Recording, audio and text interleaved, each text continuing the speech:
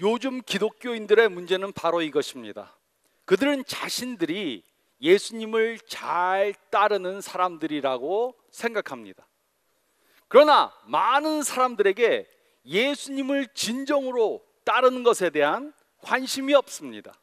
그 대신 그들은 세상에 나가서 사람을 낚는 업으로 살기보다는 그들은 수족관 안에 있는 물고기처럼 자신만 편하게 살고자 그렇게 노력합니다. 그러나 역사를 보면 예수님의 제자들은 그렇게 예수님을 따르지 않았습니다.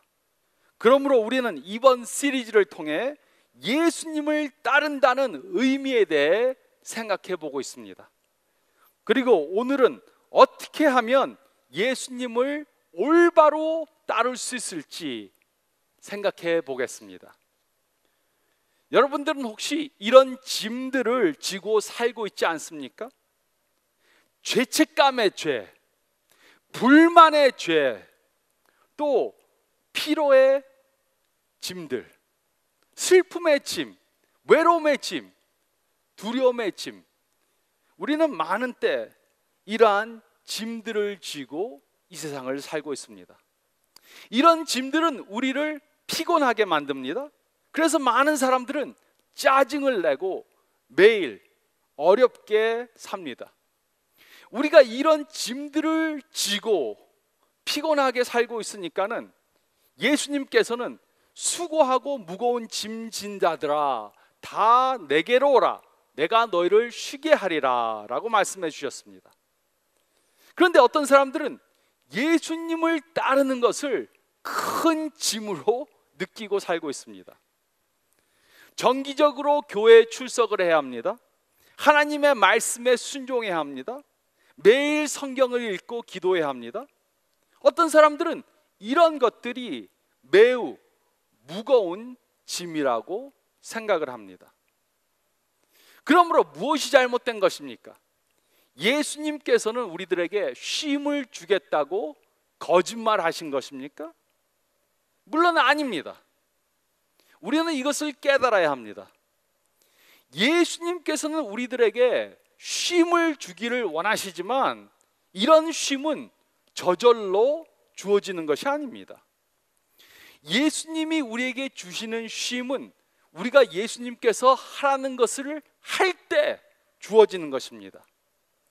그런데 문제는 많은 예수님을 따른다고 하는 사람들이 예수님이 하라는 것을 하지 않습니다.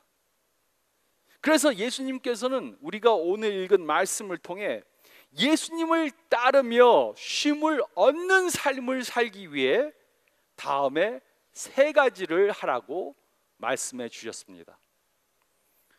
저희가 읽을 말씀 가운데 첫 번째로 28절 말씀을 보면 우리는 예수님께 나와야 합니다. 우리가 쉼을 얻기 위해서는 우리는 예수님께 나와야 합니다. 예수님께서는 28절에 다음과 같이 말씀해 주셨습니다. 수고하고 무거운 짐진 자들아 다 내게로 오라, 내가 너희를 쉬게 하리라. 이곳에서 말하는 수고하고 무거운 짐을 진 사람들은 어려운 세상에서 일하며 지친 사람들을 가리킵니다. 예수님께서는 이렇게 수고하고 지친 사람들이 예수님께 나오면 쉼을 얻게 될 것이라고 약속해 주셨습니다. 그런데 예수님께 이미 나오고 예수님을 따른다는 사람들이 왜 쉼을 얻지 못하고 기진맥진하는 삶을 살고 있습니까? 그것은 우리가 지지 않아도 되는 짐들을 지고 살기 때문입니다. 작은 믿음의 짐, 자신을 의지하는 짐, 불만의 짐, 세상적인 것을 추구하는 짐, 걱정의 짐, 교만의 짐, 두려움의 짐, 외로움의 짐, 수치심의 짐, 낙심의 심, 또 죽음에 대한 두려움의 짐들을 지고 살기 때문에 우리는 쉼을 얻지 못하는 것입니다. 이런 짐들은 예수님이 주는 짐이 아닙니다. 그런데 많은 예수님을 따른다고 하는 사람들도 이런 세상이 주는 짐들을 지고 살고 있습니다.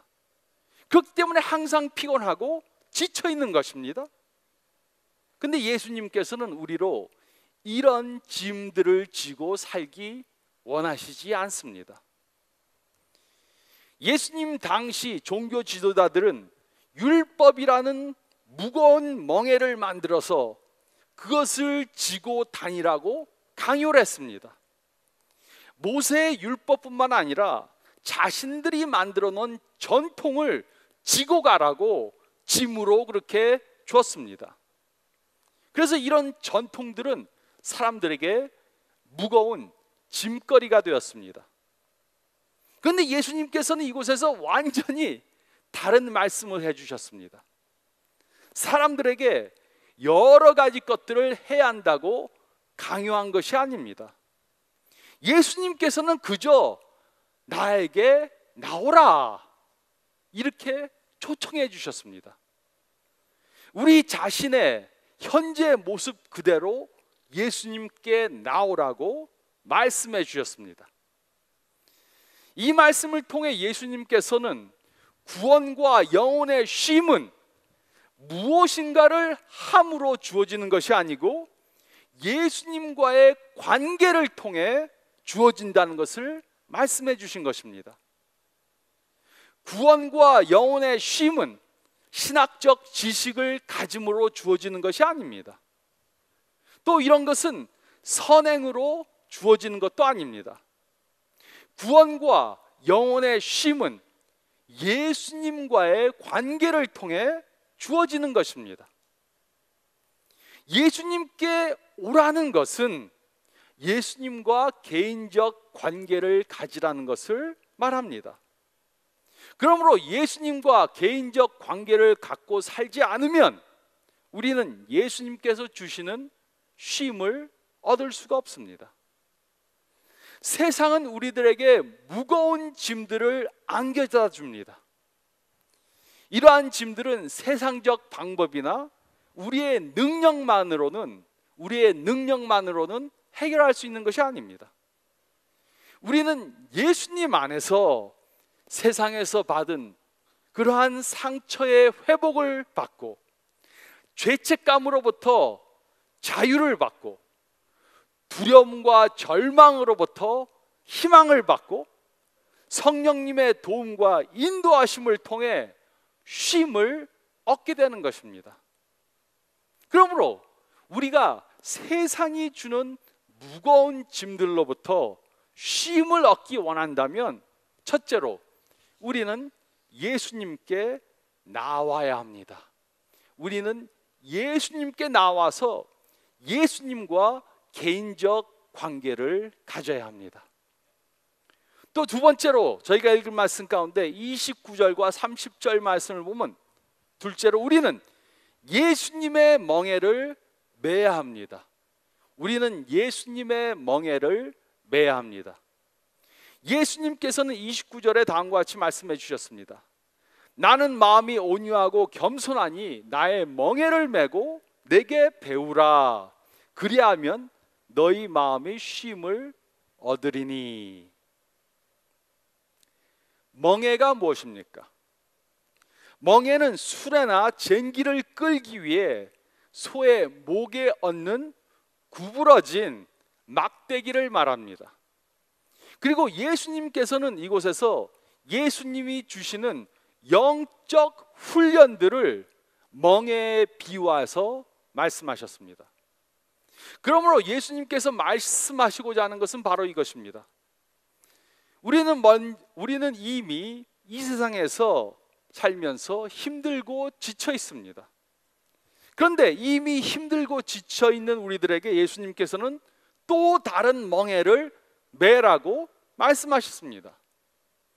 예수님의 말씀이 이해되지 않을 수도 있습니다. 왜 예수님께서는 이미 지쳐 있는 우리들에게 또 다른 멍에를 매라고 그렇게 말씀하셨는가? 우리에게는 너무나 많은 짐들이 있습니다. 그래서 우리는 이미 지쳐 있습니다. 그러나 예수님께서는 쉼을 얻기 위해 예수님이 주시는 다른 멍에를 매라고 말씀하셨습니다. 이 말씀의 의미를 이해하는 것을 돕기 위해 예를 들어보겠습니다. 공항에 여러 개의 짐을 가지고 왔다고 생각해 보시기 바랍니다. 시카고에서 다른 도시로 가야 하기 위해서 짐들을 여러 개 싸서 공항으로 왔습니다. 그래서 짐들을 끌고 메고 발로 차면서 갑니다. 그 모습을 보고 어떤 사람이 말을 건넵니다. 실례지만 너무 힘들어 하시는 것 같아서 말씀을 드립니다. 짐이 많은데 제가 이것을 드릴 테니까 이걸 갖고 가세요. 우리는 생각할 수 있습니다.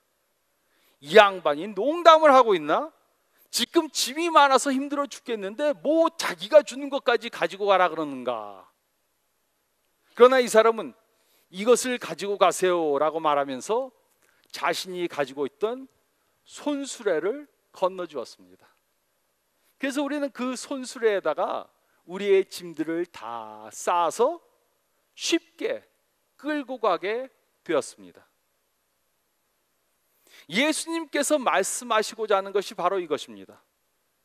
우리가 너무나도 많은 짐들을 가지고 있어서 너무 힘들어하니까는 예수님께서는 우리의 그 어려움을 덜어주기 위해 멍에를 주셨습니다. 그래서 우리는 그 멍에를 사용해서 우리들의 짐들을 실어서 쉽게 갈 수 있게 되는 것입니다. 그렇다면 예수님께서 주시는 멍에는 무엇입니까? 기도하는 것과 말씀을 보는 것과 예배를 드리는 등의 영적 훈련들입니다. 이런 영적 훈련들이 바로 예수님께서 우리들에게 쉼을 주시기 위해 주는 멍에들입니다. 예수님께서는 30절에 다음과 같이 말씀해 주셨습니다. 이는 내 멍에는 쉽고 내 짐은 가벼움니라 하시니라. 예수님께서 우리들에게 주시는 멍에는 우리들이 가지고 있는 짐보다 훨씬 더 쉬운 것이고 훨씬 더 가벼운 것입니다. 그 예로 기도에 대해서 생각해 보시기 바랍니다. 빌립보서 4장 6절 7절은 다음과 같이 기록했습니다.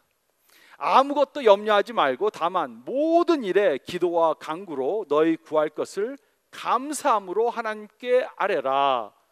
그리하면 모든 지각에 뛰어난 하나님의 평강이 그리스도 예수 안에서 너의 마음과 생각을 지키시리라.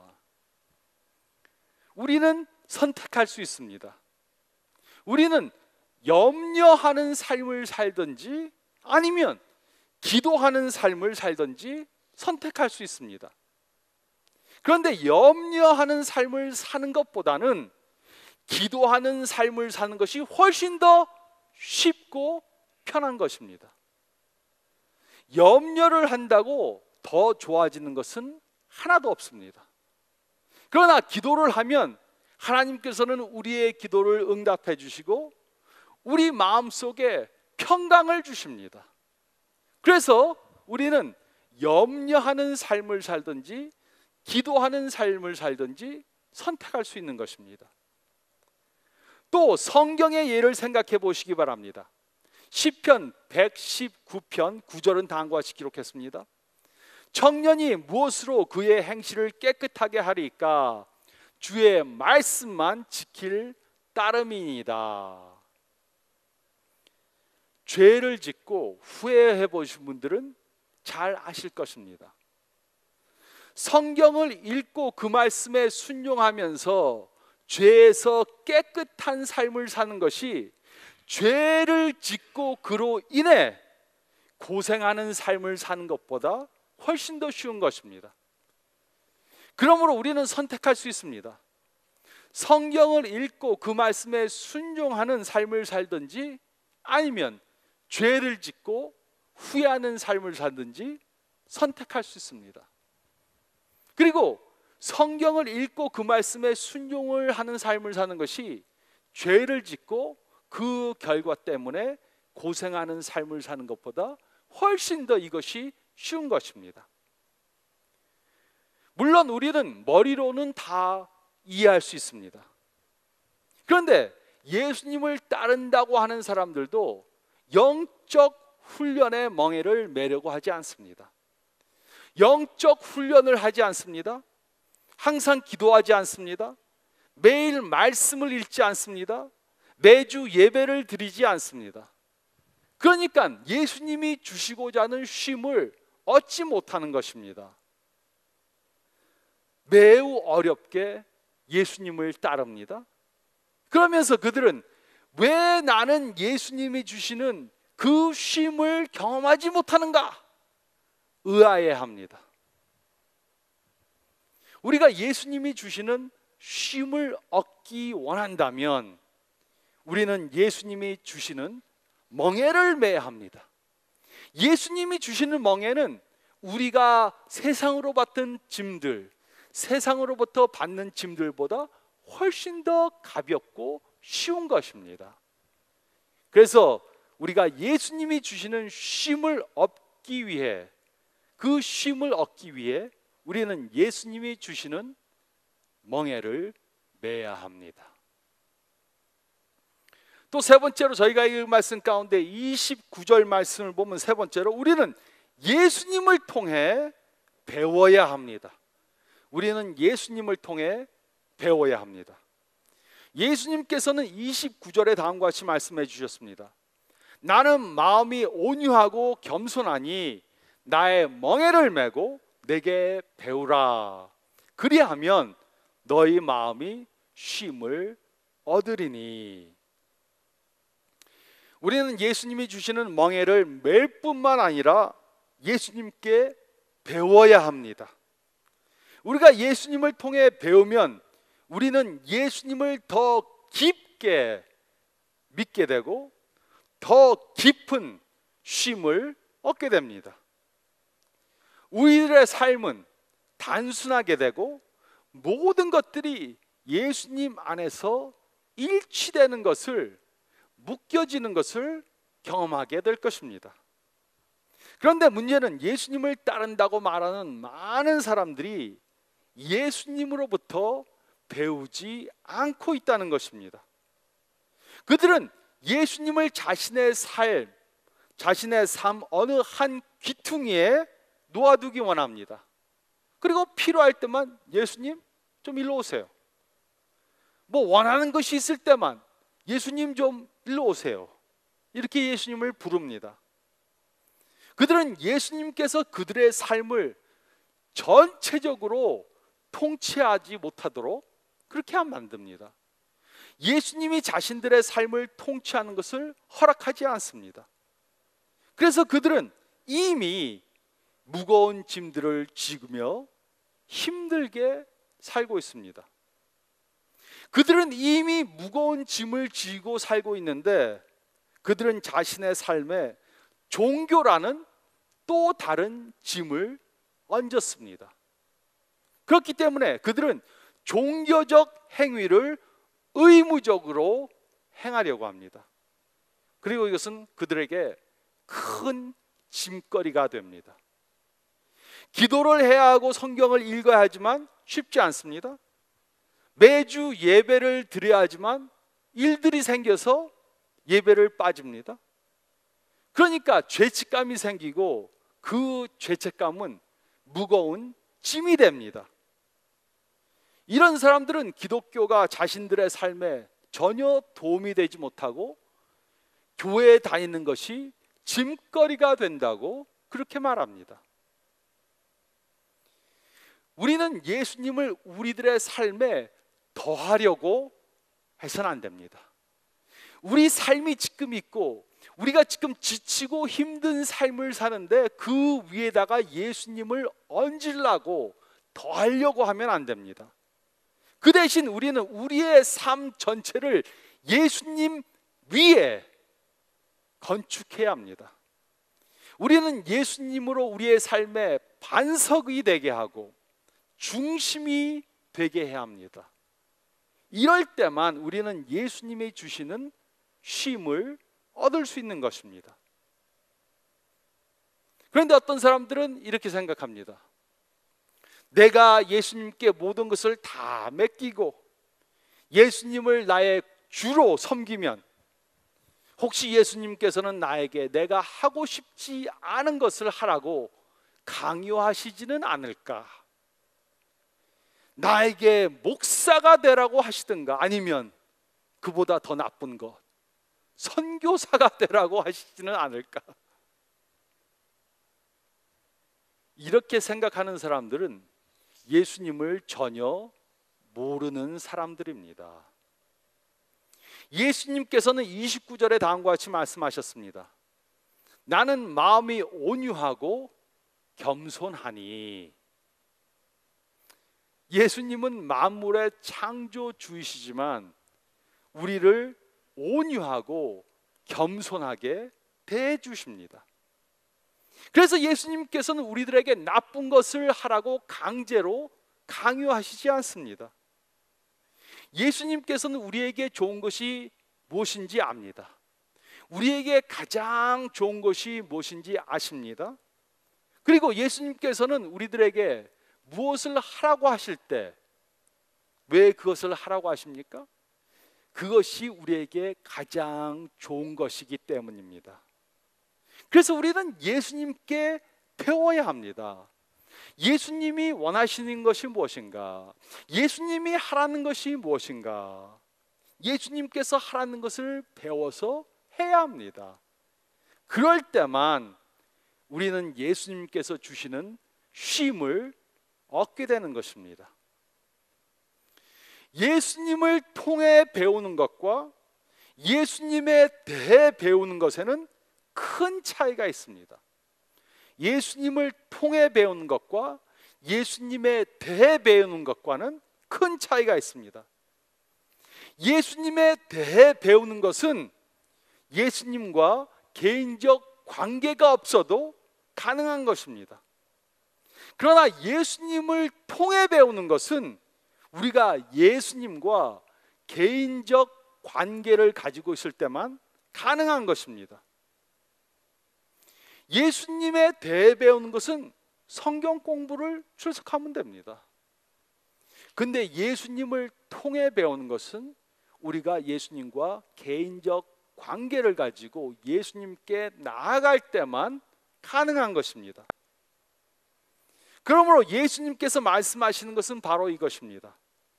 예수님께서는 자신에 대해 배우라고 말씀하시지 않았습니다. 물론 예수님에 대해 배우는 것은 중요하고 필요한 것입니다. 우리에게는 예수님에 대한 지식이 있어야 합니다.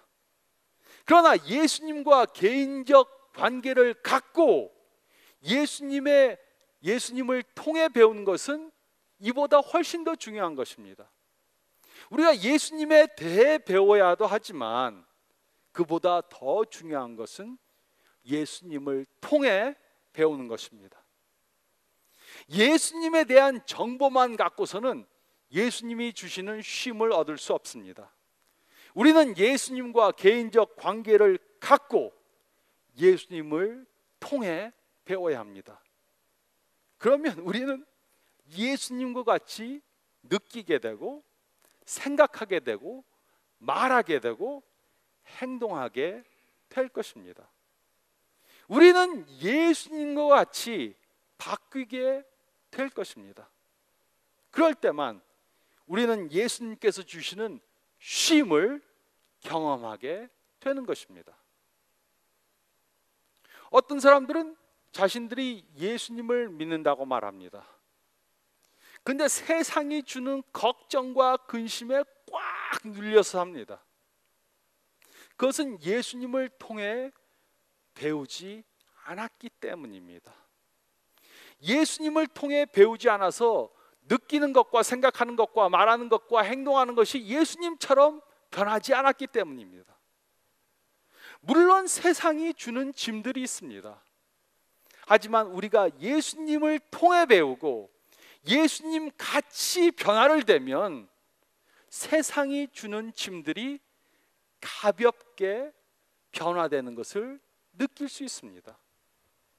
예수님께서는 나에게 오라, 그러면 내가 세상의 짐들을 다 없어지게 만들 것이다 말씀하시지 않았습니다. 하지만 예수님께서는 우리가 예수님께 나와서 예수님의 멍에를 메고 배우면, 예수님을 통해 배우면 세상의 짐들이 하나도 무겁게 느껴지지 않을 것이라고 말씀하셨습니다. 우리는 예수님을 통해 배워야 합니다. 우리는 이번 시리즈 동안 예수님을 따르는 것에 대해서 생각해 보았습니다. 첫째 주에 우리는 사람을 낚는 어부가 되기 위해 단호히 결정하고 예수님을 따라야 한다는 것을 배웠습니다. 둘째 주에 우리는 지식만으로는 부족하고 또 선행만으로도 부족하고 예수님을 100% 온전히 따라야 한다는 것을 배웠습니다. 그렇지 않으면 마지막 때 예수님께서는 우리가 누군지 도무지 모른다고 말씀하실 것입니다. 셋째 주에 우리는 우리 삶 모든 영역에 예수님을 인정하며 예수님을 따라야 한다는 것을 배웠습니다. 우리가 만약에 모든 삶의 영역에 예수님을 인정하는 삶을 살고 있지 않다면 그것은 우리가 예수님을 따르지 않고 있다는 증거입니다. 그리고 오늘 우리는 예수님이 주신 멍에를 메고 예수님을 통해 배우며 예수님을 따라야 한다는 것을 배웠습니다. 이럴 때만 우리는 예수님께서 우리들에게 주시는 쉼을 경험하게 될 것입니다.